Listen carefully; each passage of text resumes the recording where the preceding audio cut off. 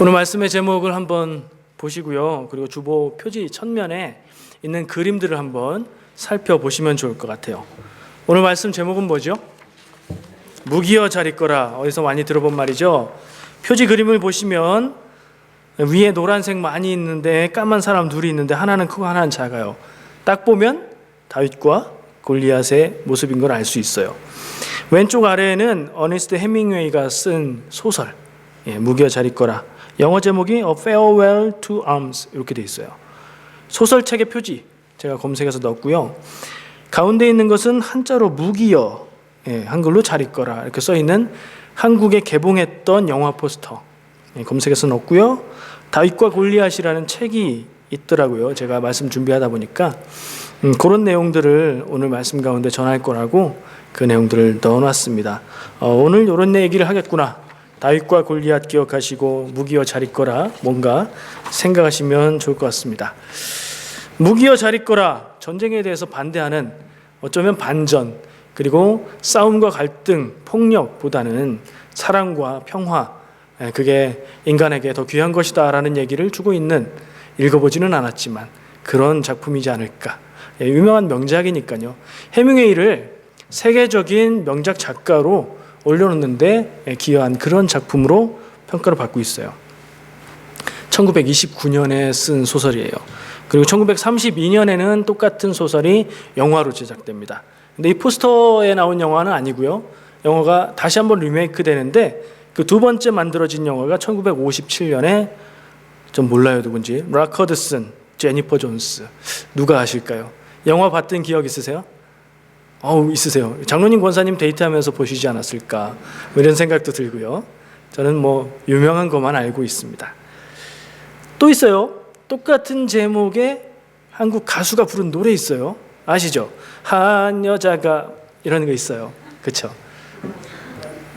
뒤는 다섯 번째 이별을 하고 그 노래가 히트했어요. 잘 알려진 노래인데 재밌는 얘기가 있더라고요. 금지곡이 됐었다는 사실을 알고 계십니까? 무기여 잘 있거라 해서 무기가 상징하는 바가 있는데 그게 좀 불순하다. 그래서 방송에 잘 처음에는 안 됐었대요. 인기를 얻고 나서는 잘 나왔죠. 불교 방송에서도 금지곡이 됐었대요. 왜 그런지 아세요? 그 여자가 많은 일들을 겪고 나서 머리 깎고 산속으로 들어가 버렸어요. 스님이 되셨는데 그 출가의 이유가 적절치 않다. 시련의 아픔을 가지고 출가했다고. 그래서 불교 방송에서 안 트는 때가 있었대요. 재밌는 그런 얘기들이 있더라고요. 어쨌든 무기여 잘 있거라, A Farewell to Arms, 그러면 무기여 잘 있거라라는 번역이 기가 막힌 번역이긴 한데 그냥 무기여 안녕 정도로 번역하는 게 더 직역일 것 같아요. 폭력과 죽음이 있는 그런 전쟁을 뒤로 하고 정말 사람에게 필요한 것이, 인간에게 필요한 것이 무엇인가를 생각하게 만드는 그런 말이라서 제가 오늘 제목으로 사용을 해봤습니다. 오늘 읽은 본문 말씀 고린도후서 10장 3절부터 6절까지 말씀은 우리에게 질문을 하나 던집니다. 여러분은 어떤 무기를 들고 세상과 싸우며 살고 있습니까?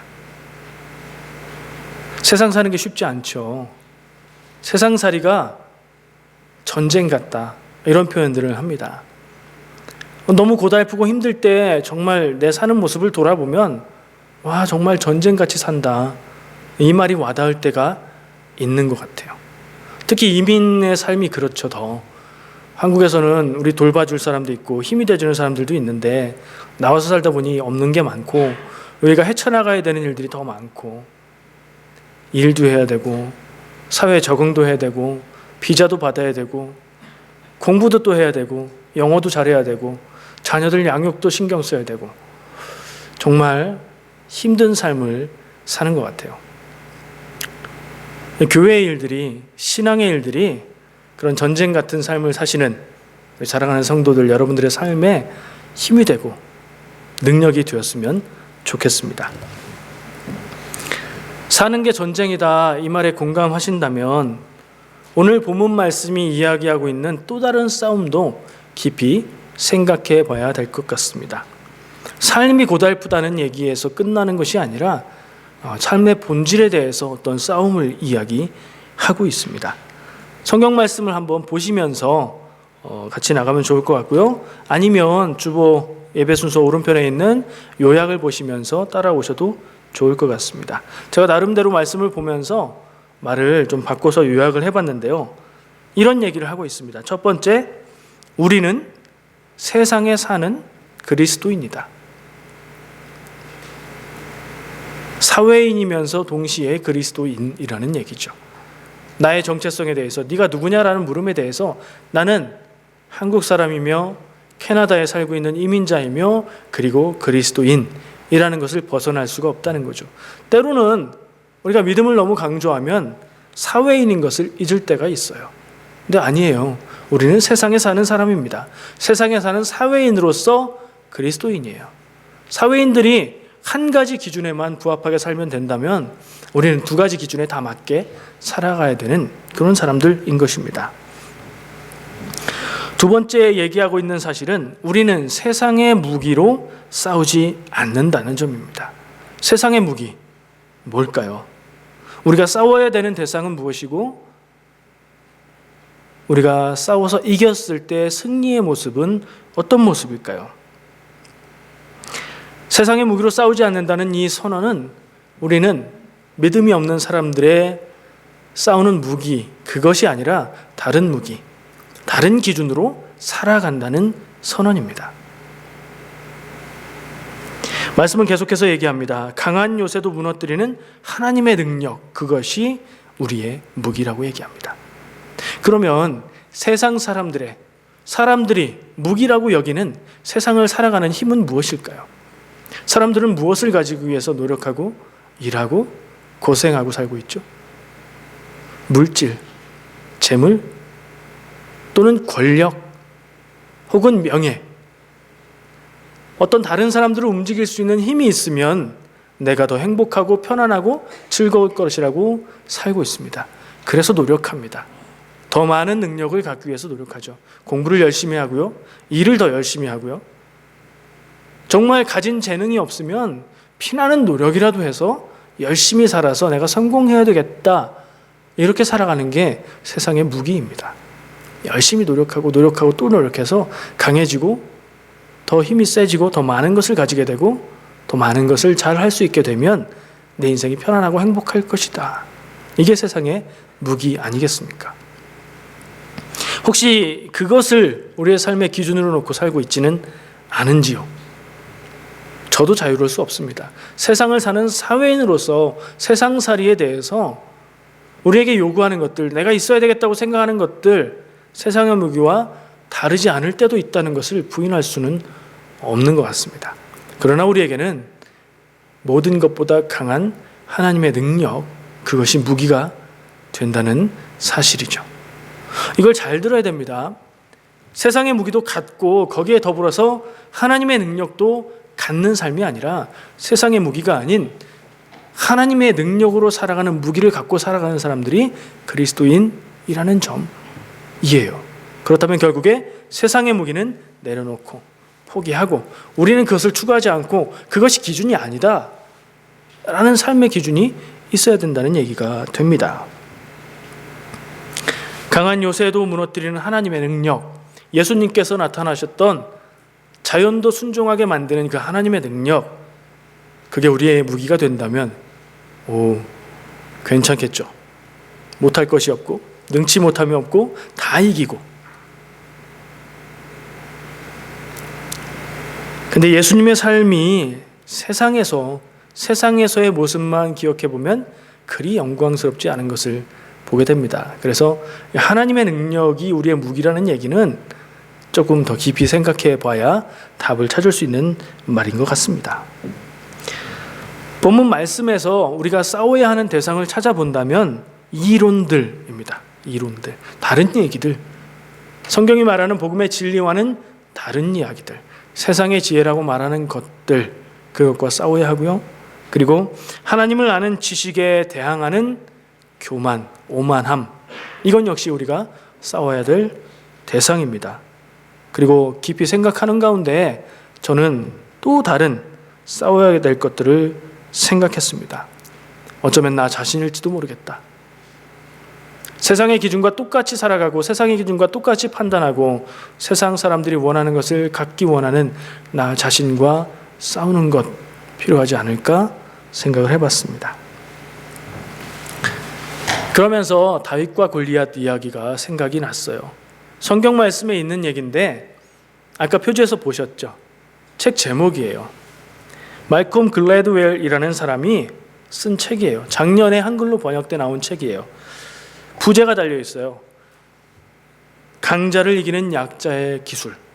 그렇죠? 강자는 누구고 약자는 누굴까요?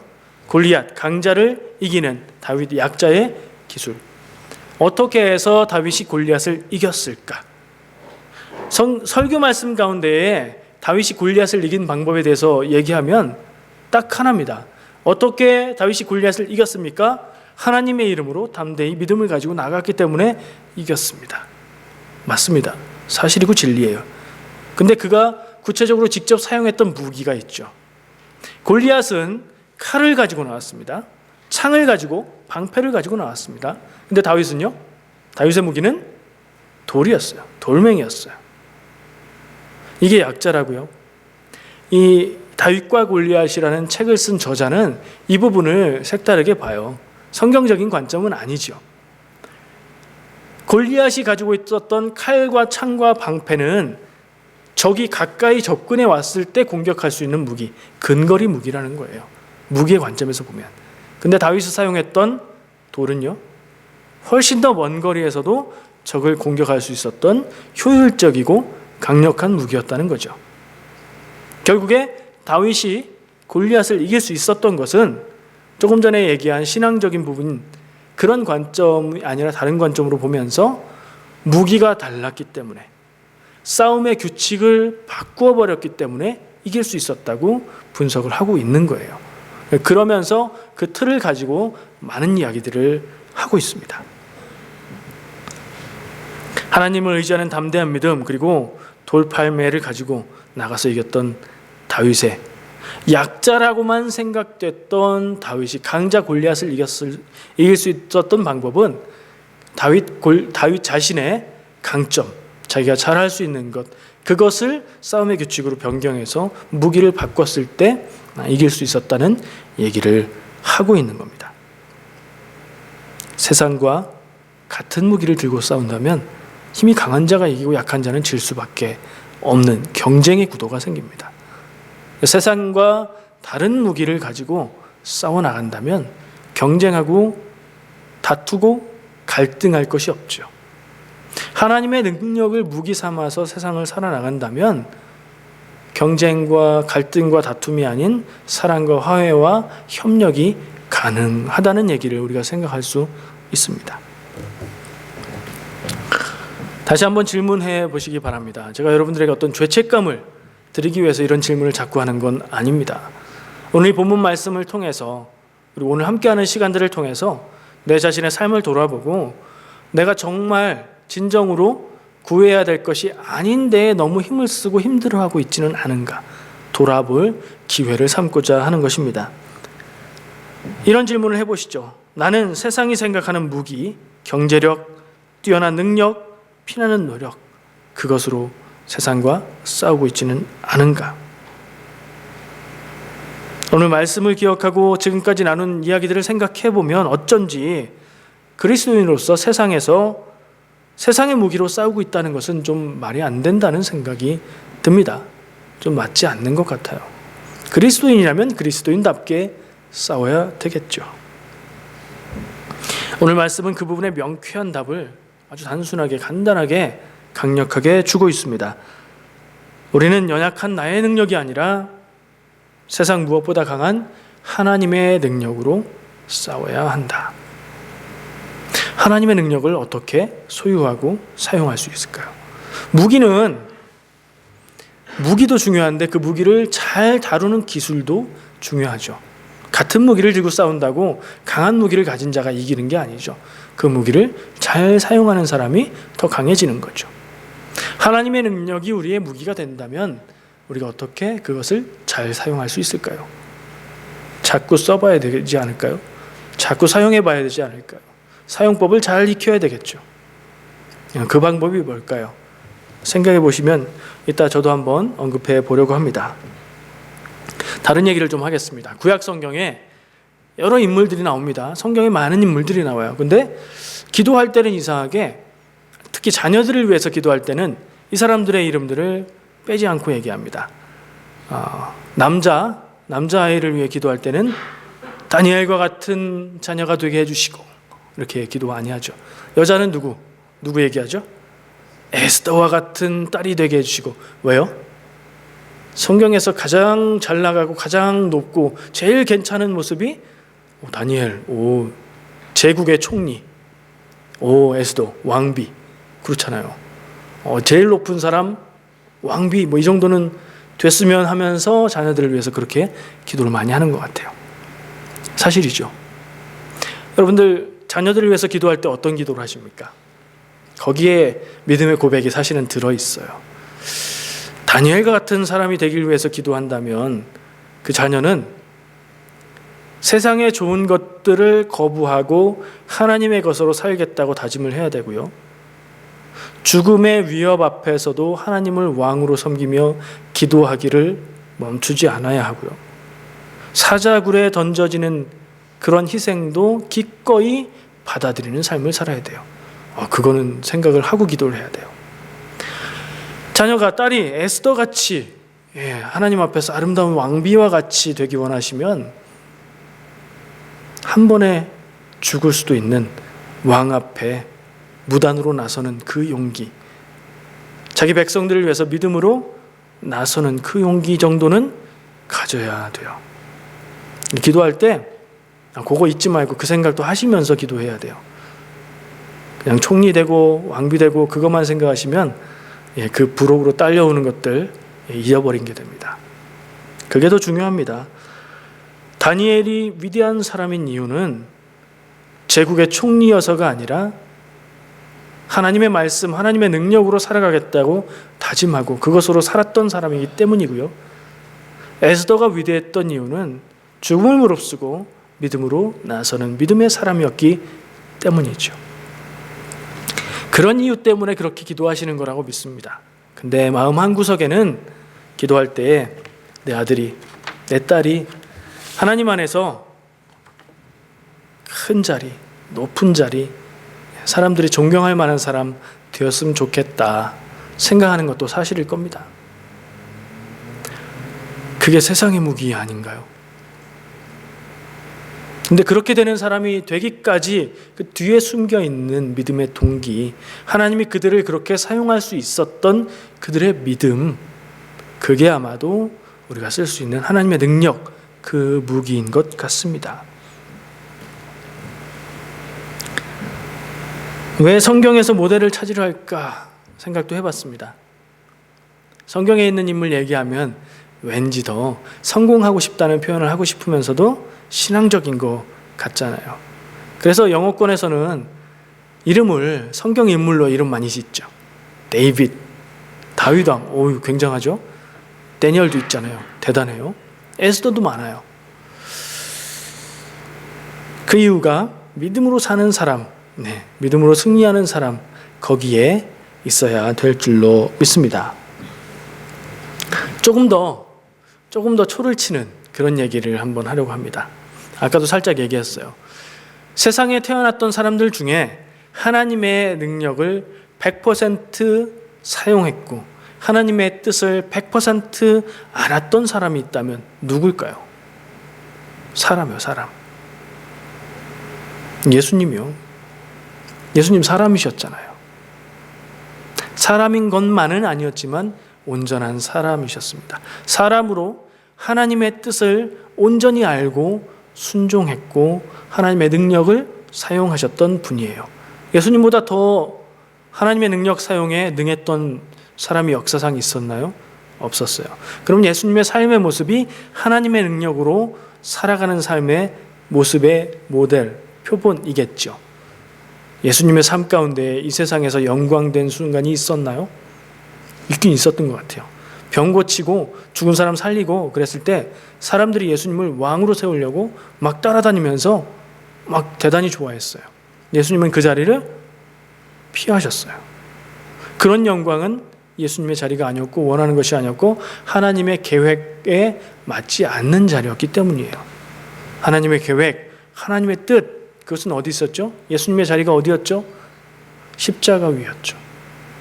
십자가 그 어디에 영광의 자리가 있습니까? 없죠. 비참한 죽음, 억울한 죄를 가지고 죽어가는 죽음, 죄 없는 이가 죄목을 가지고 죽어가는 그 자리, 그게 예수님의 자리였어요. 그게 예수님께서 이 땅에 오신 이유였어요. 하나님의 뜻에 순종, 하나님의 뜻에 100% 순종하셨던 예수님은 그 길을 가셨어요. 물론 우리의 믿음이 예수님에게 미치지 못하기 때문에 하나님은 우리에게 그런 길을 요구하지는 않을 겁니다. 그럼에도 불구하고 방향이 다르진 않을 거예요. 하나님의 뜻에 100% 순종했을 때 부자가 될 것이다, 일이 잘 될 것이다, 형통할 것이다, 그럴 수도 있긴 있어요. 하나님의 계획이 거기 있으면. 그러나 그렇게 될 것이다, 교회 다니면서 경제적인 축복받지 못하면 신앙적으로 문제가 있다, 아니에요. 오히려 반대입니다. 하나님의 뜻에 순종할수록 인생은 꼬일 수도 있습니다. 대신 하나님의 능력으로 살아가는 삶이 될 것이고 하나님의 사명 감당하는 것이 기쁨이 되는 삶이 되겠지요. 믿음 안에서 기쁨을 누리면서 살고 이 세상이 끝이 아니라 이 세상의 삶의 이후에 하나님의 나라에서 하나님의 자리에서 하늘의 상급과 함께 거기에서 영광을 누리게 되는 삶이 되겠지요. 우리의 눈은 어디까지 바라보고 어디까지 생각하고 있습니까? 이 세상 끝까지, 이 세상의 삶까지, 나 이 땅을 떠나간 이후 내 자손들의 삶까지 바라보고 있습니까? 덜 본 겁니다. 성경 말씀은 하나님의 뜻은 그 후에 영원한 삶이 있음을 이야기하고 있습니다. 거기에 가는 능력은 하나님의 뜻에 순종하는 능력이죠. 한 번만 더 질문하겠습니다. 나의 무기는 무엇인가? 지금 내 손에 들려있는 무기는 무엇인가? 내가 무엇을 들고 애쓰고 싸우고 있는가? 생각해 보시기 바라고요. 하나님의 능력을 무기로 쓰려면 우리에게 무엇이 있어야겠는가? 내 능력을 내려놓고 하나님의 말씀에 순종하는 것이 하나님의 능력이 내 삶에 드러나게 하는 길인 줄 믿습니다.